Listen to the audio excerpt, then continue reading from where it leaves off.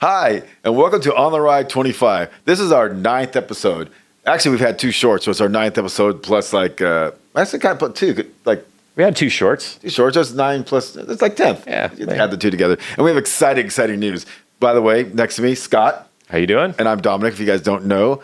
And our exciting news is what? New shirts. New shirts, new logos. What do you guys think? Let us know.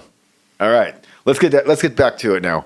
So our first thing of news is we had our community ride. That was great. It came out great. The cycling community showed up, and even if you don't live here, you don't know what we're talking about. We had a community ride. We talked about in the last episode, and it's nice when you see the whole community come out and actually support a cause, which is. It doesn't even matter what the cause is. We're a small community. We need to come out and do things like this. It was really great to see that many people pouring in that early in the morning down at the Bagel on Sunday for a great cause to support Jeremiah's recovery. That really was fantastic.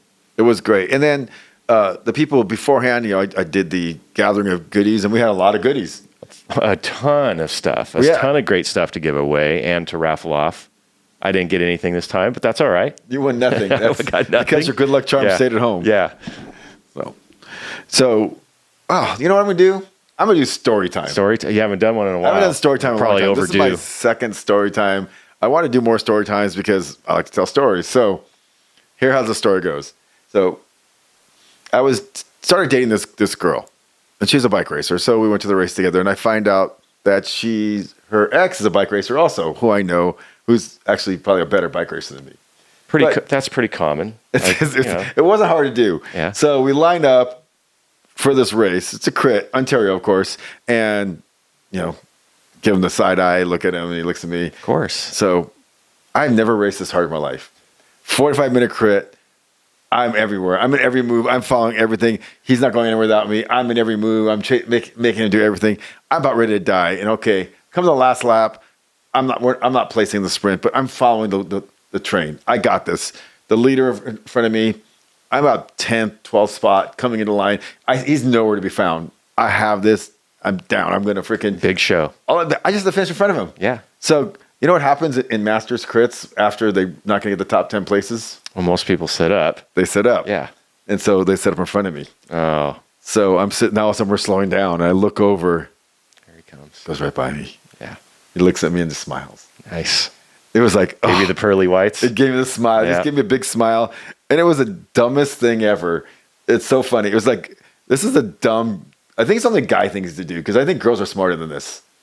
Probably. I think they're motivated by different things. Yes. And it was dumb. And, we ended up becoming friends with with that gentleman later. It's just funny. But it was like, it's okay. There's my quick story. Great story.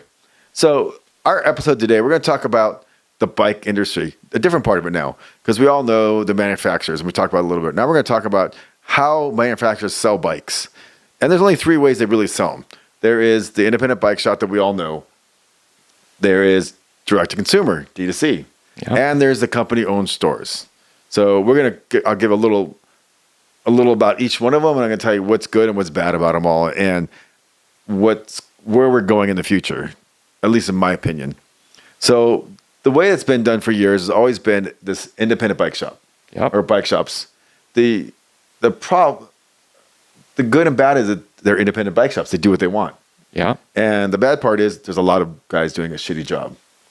That is fair. We've been to a lot of bike shops. Everyone's been to a bike shop, and you look in there, it's a little old bike shop that has not been cleaned, done anything to it for years. Not updated. The service area looks like...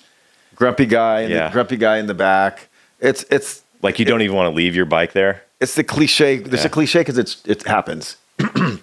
And as a manufacturer, you look at this and go, this is how I have to sell my stuff? And there's great bike shops. I think we owned a great one. There's a bunch of really good independent bike shops. But for every good one, there's probably 2 not good ones and two or 3 mediocre ones. That's fair. And then there's the direct-to-consumer one, which is the Canyon Way. And that has a lot of problems too, because they're generally cheaper because they're cutting out the middleman, but there's no customer service. Zero. I can speak direct to that. And we're going to go into this soon. There's very little of, interaction. There's no interaction with you, and it's just you and a keyboard, which is fine when you're buying a washer, dryer, something on Amazon. But a bike, it takes a little more than that. Then there's the manufacturer-owned stores, the Trek stores, the Specialized stores. And their advantage of them is that they're generally very clean, very good looking. They have all their product there out nicely done. And if you're gonna go to one store, and you go to the next store, they're all gonna be nice. Yes. So you definitely have a universal look for these stores. But the drawback there is if you're not full on fanboy of that brand, you're gonna get very little choice. Exactly. So we're going to go down the line of these three things. So we'll start off with the mom and pops or good old fashioned independent bike shop. So a good independent bike shop, which I came from, InCycle. We started from 1,100 foot store, a little hallway with no product in it. Yeah. And what we did by growing was giving customer service, bringing in new product, bringing an exciting product, listening to our customers. If someone asked for something twice, it was in the store next time. If the two different customers asked for it, we made sure we got into it. We were cyclists, so we're enthusiasts, so we've definitely had a good job of bringing things in and making sure if you were to come to the store, you're going to find exactly what you want and exciting things. And that's the high end of that style bike shop. Then there's the run of the mill ones, which are fine. They're going to have one or two brands in there. They're going to have most of what you're looking for, and they can order you anything. And the stores are probably medium. Everything's medium. Everything's medium. Yes. Everything. All the level of all the gear, all the kit, all the parts is all medium level stuff. Right. You're never going to walk out with high level stuff in hand. They'll get it for you, but you're never walking out with it in hand or installed that day. Right. Which is, again, that's difficult because it's not that hard to go, hey, I want this high-end Giro helmet. Well, we don't carry the $250 one. We carry this one. We can get it for you. Try this one on. But I can get it just as quickly by going on my phone and, hey, what I just put ask what it is, and sure. I can, by tomorrow I have it. Yeah. So that's a difficult, thing it puts the brick and mortar store the small brick and mortar store in a tough spot. I can understand. Right. Yeah. And being a fanboy of bikes and bike stuff, I want to touch and feel all the new stuff too. Absolutely. So, and I want to see, look, when the new Fox forks come in, I'm not a big mountain bike guy anymore. I used to be, but I want to see that upside down fork. I want to see all those new things. I think that's all exciting. So you want to bring people in for those things. And you don't want to see just one brand. I may want a Specialized, but I want to see what Cannondale has or what Trek has or whatever else has and kind of compare them because I might think that Pinarello is a little prettier this time. Yeah. A lot of cycling is the look. It's not necessary. It's what speaks to you. It's emotional. If you don't like the way it looks, you're not going to ride it. It doesn't matter if it's the best on the market. It does not matter whatsoever. If you can't stand the look of it, whether it's the paint or the style of the frame or whatever, if it's off to you, you don't want to ride it. No, 100%. And it's like I was saying, it's an emotional purchase. You're not buying a washer and dryer. No. You're spending a lot of money. Whether you're spending $3,000 or $14,000, it's a lot of money, and it's something that you want to have an emotional contact to. So, that's the thing about if you have a smaller bike. Now, as a manufacturer, I look at the nice bike shops like InCycle was, and like Scott's Valley, and all these other ones. There are a bunch of them all over the U.S. And you go, I want to be there because they're going to get nicely represented. But then you look at the mid-level shops and you're like, okay, I could do that. It's not really what I want because I really want to show you my S-Works or my Evo or whatever the highest end product is, and you want to make sure they give you some support. But a lot of them will say, I'd rather carry 5 brands, just the middle of them, and I'll pick and choose what I want, and you're not giving the manufacturer their support. So what the manufacturers have done, especially Trek, they're the best. They do it the best. They said, I'm going to open my own store. So they started with some concept stores in San Diego and that kind of stuff, and now they have 300 plus of them. And they have a very, very set, good way of making their stores look. Every store looks the same. They tend to, except for like about 10 or 12 of their stores, where they have their flagship stores, which they have all their really cool bikes, and they carry a little bit more than just what's in the Trek catalog. And their Trek catalog, for most people, don't realize it's like has a lot of other products. So they're a full bike shop. It's not like it's just Trek branded stuff. They do have like all the lubes and the tires and things you're going to need, but they're going to push their product first. And they do a good job. But if you want to find, now again, as a consumer, I find it kind of like, as an enthusiast consumer, how's that? It's a little different. I find you're not going to find that cool Fox fork. You're not going to find, maybe the limited edition Tour de France tires for your road bike. No. You're not going to get the cool saddle from somebody else because they're carrying their saddle. So that's the problem with these stores now specializes in doing their stores, and they're newer to it. And as a guy who can see it, firsthand, they're not sure how to do it yet. Do they want to be really a good bike shop, or do they want to be a store that sells specialized product? All inclusive. Right. And I can understand their business model, what they want to do. And, but I don't think they've 100% decided it yet. So I kind of see there's a little flux in how they're going to do it. And it'll shake out in probably about a year or so, what they're going to do. Are they going to be a pretty much concept store where it's mostly just specialized and you see nothing else? Or are they going to have stores that, have more than just basic, their brand in there, whether it's like parts and accessories. I think it's sooner or later there'll be just specialized bikes, maybe a beach cruiser or maybe something else. Who knows? The problem is like specialized, and most of the brands other than Trek don't have everything you want. So if you want a beach cruiser and you have a specialized store, you're not going to get it. Correct. So and then you have to go to a different store. And as a bike shop owner, I never want to send someone away, because if I'm going to send her to go see her, why are you going to come back to me after? You're not. So it's like you make a new friend. So that's a customer that you've made that you won't want to let go.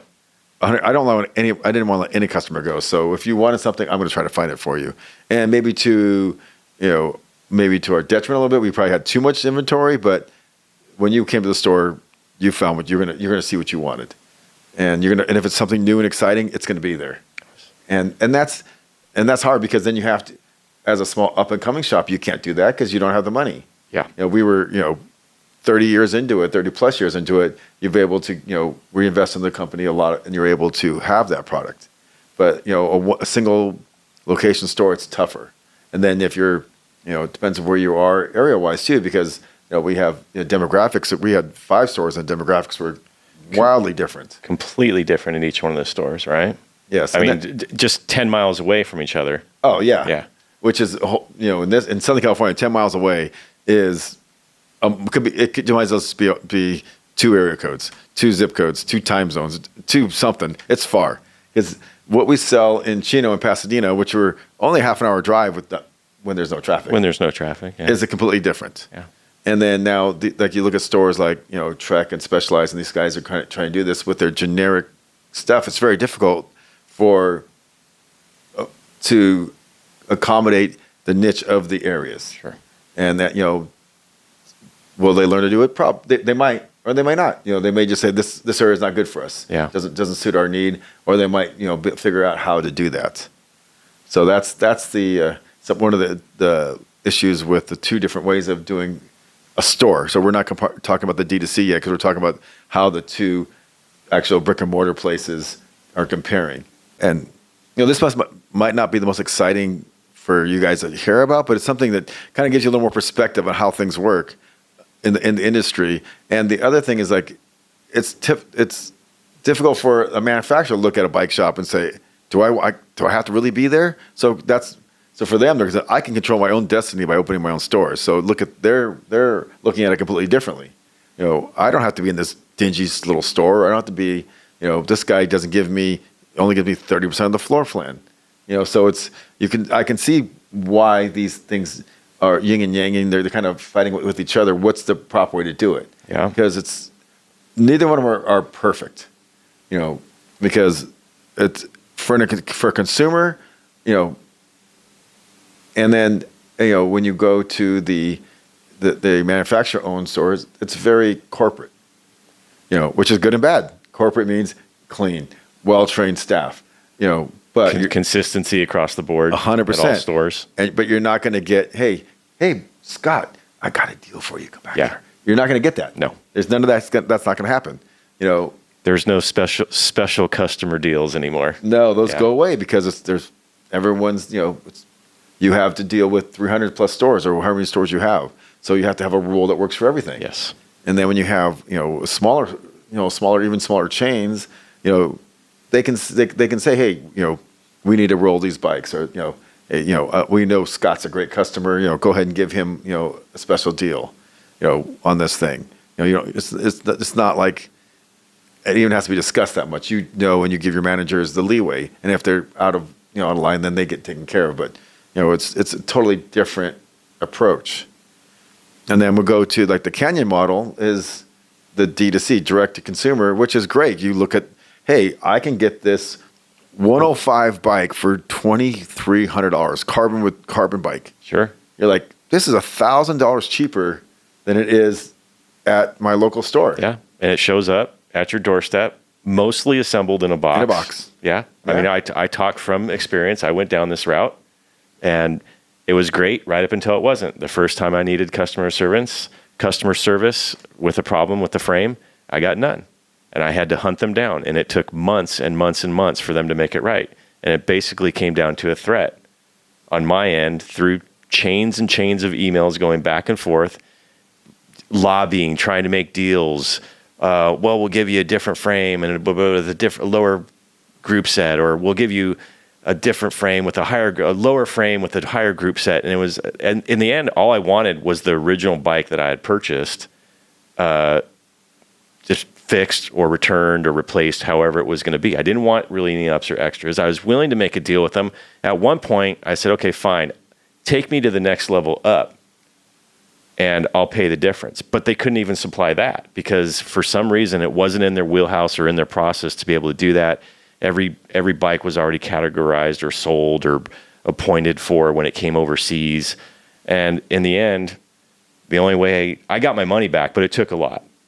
They were having an open house, and I basically said, hey, I'm going to be out in front of your warehouse on day of your open house with a chain of our emails going back and forth, and I'm going to have copies of them hanging them out to everybody. That was a boss move. That was the length. Was that you or your wife? That was my wife. That was like because I wouldn't have. Don't want Scott's wife. Yeah, attitude. don't let that bulldog get on your bad side because she will hunt you down. And that was a boss move, though. That was, and honestly, it just happened. I wouldn't even have known about their open house that they were doing at that point.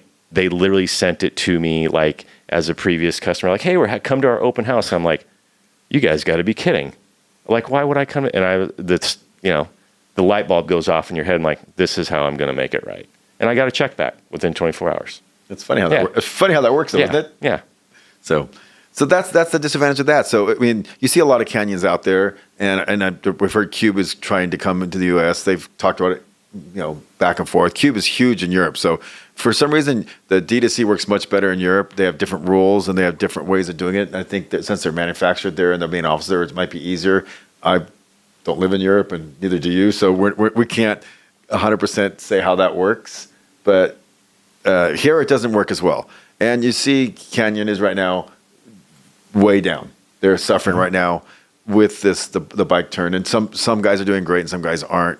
But Canyon is definitely one of the guys doing the worst. And you don't have an emotional attachment to things, right? So when you just get online, you go, wow, I think so. It looks okay. I think the color looks good. You look at it, you kind of blow it up. Do I like that purple? Well, I mean, it comes down to other things too, like the fit. Like, every brand's geometry is a little bit different, 100%. Right? So if you're like me, I'm 6'1". I'm kind of that in between. Could I get on a 56 or do I need to be on a 58? It kind of depends on the brand, depends on the geometry. And if you've got no in-store place to go to, say like, I want to sit on a 56. I want to see how this is going to feel. I want to see if I make a 56 work, or if it's like, no, this geometry is definitely 58 for me. You don't have that in a direct consumer. You get what you get when it shows up on your doorstep. For sure. So like if you go to any of the other two stores, you can obviously find a bike to sit on. Yeah. And to ride around in the parking lot, whatever it takes. So and I think people, like I said, want the emotional attachment. They want to feel confident in this big purchase. And it's hard to make a big purchase of something. I'm not buying my sports car or my car online yet. I mean, I know people do that yet, but it's out there. It's not, but still, look, it's a very small percentage. I'm not that guy. I want to touch it. I want to see it with my own eyes. I want to smell that leather when I get in my car. For sure. Or the freshly cleaned cloth seats, whatever you have. It's like, and you want to hear the stereo. You want to drive it around. I want to smell that new car smell, that glue. Right. Yeah. So, and it's the same thing with a bike. You want to get that. You want to look at it. You want to see that fresh bar tape, little dots on the tires and all that stuff. You want to just kind of roll it around, and you want to put it in your car, and you just want to look at it. I want to get it home and cut that dork disc off the back. Yeah. But when you look at that bike, it's like something, and you don't get that with it when you order something online. Yeah. It's not the same. So I don't know if that's the only reason why. And I think obviously the lack of customer service is obviously well known. There's a million blogs that tell you about it. You can find it everywhere. So, and I know Kenyon's done a lot to try to get better at it, but it's hard to get us. Your first impressions always last the longest. One more thing on the company-owned stores.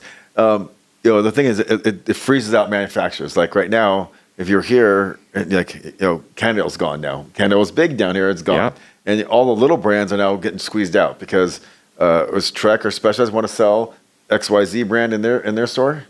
Not really. I mean, maybe they might sell a couple of them just to kind of give you a look at something else. It's we found in years of doing retail that you actually do better having two brands, because even if I'm pushing a brand, it's easy for me to show you the other brand too, because then I don't have to send you to another store. Right. And it's hard for a corporation to think like that. Yeah. They're not going to think like, hey, they feel that if that's what you're there for, if you're there for a Cannondale or a Giant or something like that, and it's only Specialized, you'll ride the Specialized and you'll buy it. I don't think that's true, but for Trek, they're doing a good job at it, and maybe it is true. So, or for enough people, but if I go someplace and they don't see what I want, I'm probably not going to go there too many more times. I think that kind of comes back. I think you need to have the A and B comparison. You know what I mean? Right. So if you have one brand versus another brand, then it's up to your sales staff to say, hey, for what you want to do, this one, or for what you're thinking, this one. Right. Then you develop a customer, right? Right. I mean, ultimately, it doesn't do much for one brand. One brand or the other, gets left in the dark, but you create a customer. No, for sure. And in the olden days, which is not that long ago, bikes were not afraid to compete against each other. Yeah. Like they would say, brand whatever said, my bike's the best. I'm not afraid to put it against three other bikes. Sure. No one wants to take that chance anymore. They want to say, this is my bike. I want you to put this bike front and center, and I want you to push this bike. No other competition. No competition means no choices. Means that's what you're going to get. Yeah. So that doesn't really happen all the time. I don't feel that's true, but we're going to find out, because we're going to see a few more of these stores coming, and then I use other stores like Mike's Bikes. Has a candle. They're going to have to come this direction, and they're going to have to go any place that other brands, Giant, aren't represented. They're going to have to either find an independent bike shop to carry their bikes, or they're going to have to open their own stores, it's going to be an interesting next few years, because the way it's going right now is it's really kind of all in flux and movement. There's no really way. No one's kind of gotten the number one way it's going to work. I mean, I think the best way would be like a good manufacturer that has a good D2C also. They have, they're in the store. They're in the stores. They maybe have a couple of their own stores to showcase their brand. I think that would be the best way to do it. The problem is, how do you find enough shops to do that with? Yeah. I mean, do you want to invest in that little? There's a bunch of little shops around here. Would you want to, if you were brand Giant, would you want to go to one of these other guys here and say, "Hey, I'll give you some money, clean up the store," and it probably doesn't really do anything, because you look at the track record. If the store looks like this now, let's say you dress it up, it's going to look like that again. Yeah. So I understand why they don't want to do that either. So it's an interesting dilemma for the manufacturers and the bike shops. They're partners and kind of allies. Kind of. Yeah. Because big brands will push you. Yeah, well, you've told me about how they work. Yeah, they push. Yeah. And the thing is, and if you're a big enough bike shop, you can push back a little bit, but you have to be careful, because there's repercussions for everything both ways. So it's never easy. It's not like, hey, buddy, can you bring in like a few more of these bikes? Yeah. I don't really like that brand in here. Please don't bring. They don't go, hey Scott, this new Chinese up and coming brand, we don't want it in your store. Right. And you're like, well, but it sells. Everybody wants it. Yeah, but it sells. Right. And they'll say, well, we sell better. Yeah. Who do you want? And and you got to make these decisions, and that's things that people don't realize are happening behind the door. It sounds like the mafia.